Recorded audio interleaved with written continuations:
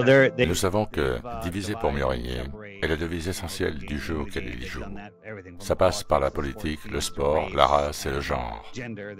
Ils ont divisé le genre, puis aujourd'hui, ils nous imposent la distance sociale, nous empêchent de nous toucher, puis maintenant, le masque facial. Imaginez un bébé, un jeune enfant regardant ses parents masqués, et je vois tous ces parents avec leurs enfants qui ne peuvent pas ressentir l'amour de ceux-ci. Cela peut arriver à n'importe quel moment de votre vie, surtout au stade de l'enfance et aussi dans votre vie d'adulte, quand vous vivez la pire journée de votre vie.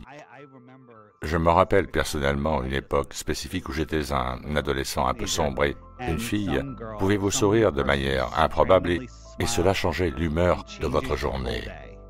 N'est-ce pas?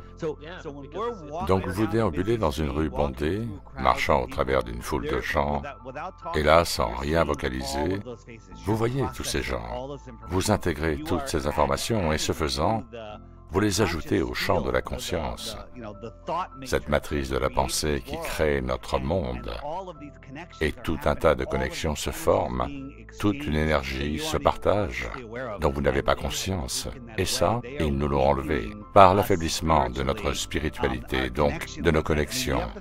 Il faut voir cela comme une énorme toile tissée d'énergie, et plus nous avons d'interactions, plus nous bougeons, plus il y a d'énergie. Si tout le monde restait chez soi sans jamais sortir, le monde s'effondrerait. L'horreur ici est que nous sommes en train de perdre ces interactions personnelles. Votre visage représente tout. Il est plus important que les mots qui sortent de votre bouche. Et les enfants n'ont plus le sourire de leurs parents et des autres. Les bébés regardent ceux-ci et leur cerveau n'évolue pas normalement car ils ne voient pas les expressions de leurs parents stupides qui portent des masques en leur présence. Et ça, c'est un problème bien plus grave que l'écroulement financier et tout le reste. C'est bien plus grave. Et les gens ne s'en rendent toujours pas compte. David, j'aimerais te rappeler ce qu'a dit un de mes philosophes préférés. Son nom est Roger Rabbit.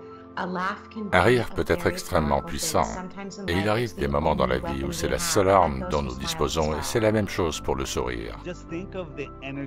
Imaginez l'énergie qu'ils extirpent du processus cognitif, et surtout chez les enfants.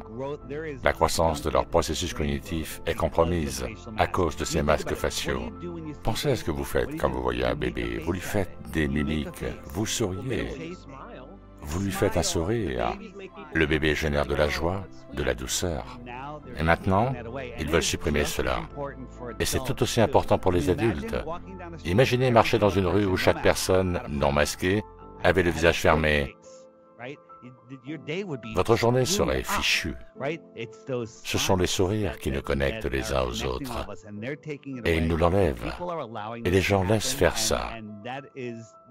Et cela va devenir très compliqué.